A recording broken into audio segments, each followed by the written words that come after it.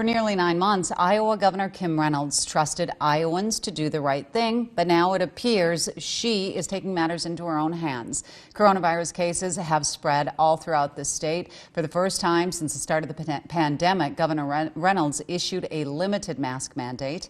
Brett Backley is live now in Iowa with more on this.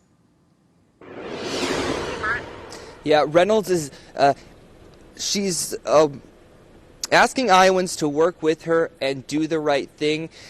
She's afraid that the pandemic in Iowa is worse than it's ever been, and Iowans are losing sight of the end game, which is why she put these new mitigation measures into effect last night.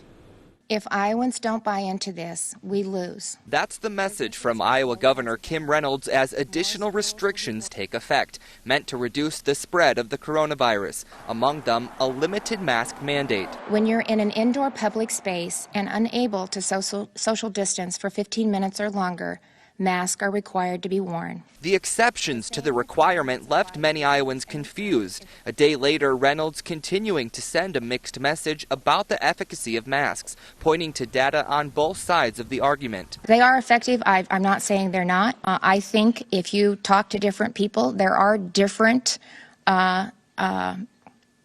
studies on both. Director of CG Public Health Brian Hompt has advocated for a mask mandate. He believes it'll create a more unified message across the state. He spoke to a group of business owners following the new orders. This proclamation, I feel, really should help businesses now to say, listen, come on, this is now a statewide thing. The governor's gotten behind this, and we need to make sure that people coming into our businesses are wearing masks. And not only that, our employees should also be wearing masks. All customers coming in the door need to wear masks, which that wasn't how it was before. Masks are also now required for customers when not seated at bars and restaurants, which must close at 10 p.m. If that's what will keep us to stay open, rather than like what happened March 17th, where we had to close and only do dine-in, I'm willing to take that.